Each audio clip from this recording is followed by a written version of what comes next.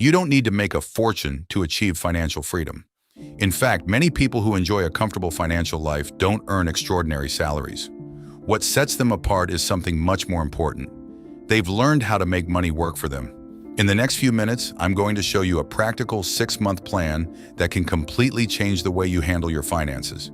It's a simple, organized method that has already helped thousands of people break the cycle of living paycheck to paycheck and start building real wealth. Let's get started.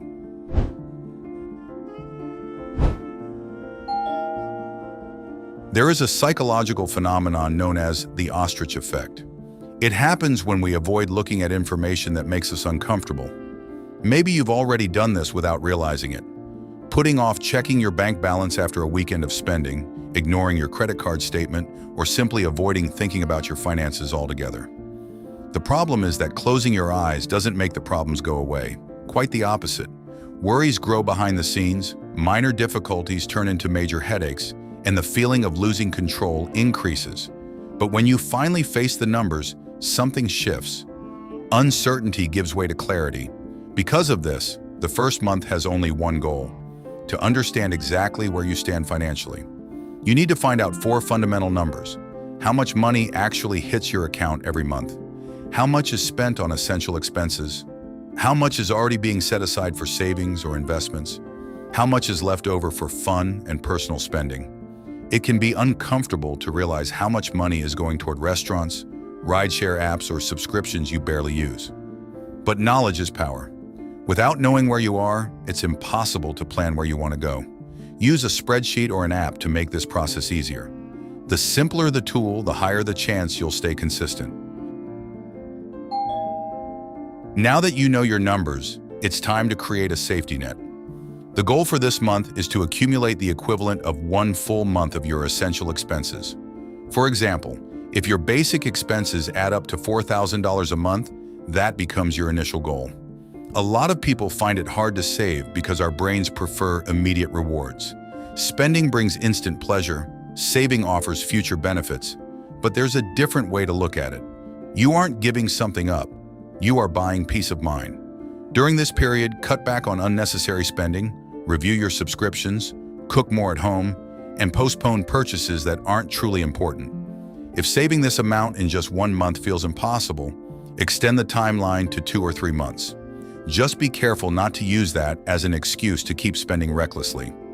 The faster you build this cushion, the faster you'll break free from relying on your next paycheck. Now it's time to attack the #1 obstacle to financial growth: high-interest debt. Not all debt is created equal. Mortgages or certain student loans usually come with more favorable terms. On the other hand, credit cards and personal loans typically charge extremely high interest rates. Make a list of all your debts and organize them from the highest interest rate to the lowest. Your absolute priority should be paying off any debt charging more than 8% annually, or similar high rates.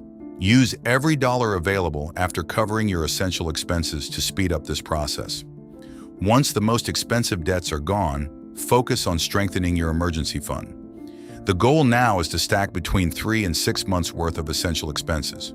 If you have a stable income, you can start with 3 months. If you are self-employed or have a variable income, you should aim for 6 months. This money needs to sit in a safe account with quick liquidity, like a high-yield savings account, so it's ready whenever you truly need it. A very common mistake is believing that it's only worth investing after you've accumulated a massive amount of money. In reality, time is one of the most critical factors in building wealth. The earlier you start, the greater the power of compound interest. First, take full advantage of any benefits offered by your employer, such as a 401k match, if available. Next, choose tax-efficient investments that match your risk profile. For beginners, index funds and ETFs are usually excellent options because they offer automatic diversification and low fees. You don't need to guess what the next big company in the market will be. Investing in hundreds of companies at the same time is already a highly effective strategy. While you finish building your emergency fund, split your contributions between security and growth. For example, 70% toward your emergency fund and 30% toward investments. Later, 50% toward each. And once your emergency fund is fully funded, concentrate your efforts on building real wealth. There's a simple rule when it comes to work. Every job should offer at least one of these two things: learning opportunities, good pay. The ideal scenario is to have both.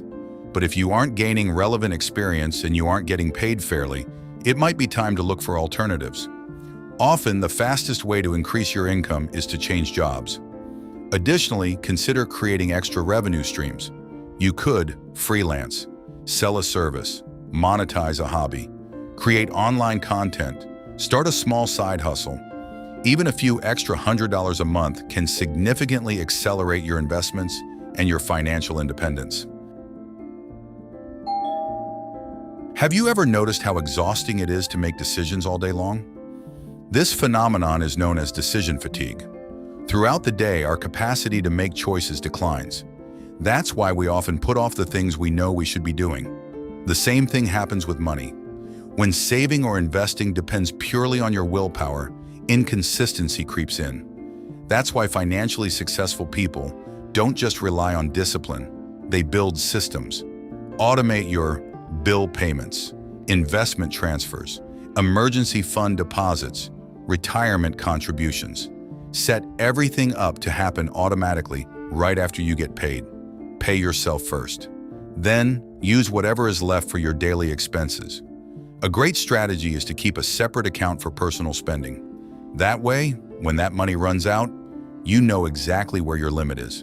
However, automation doesn't mean completely ignoring your money. Set aside time every month to review your financial plan. Ask yourself, does my savings rate still make sense? Has my income increased? Can I invest more? Have my goals changed? Life is constantly changing, and your financial plan needs to evolve with it. In just 6 months, you can go from total financial disorganization to a much more solid foundation. The path is straightforward.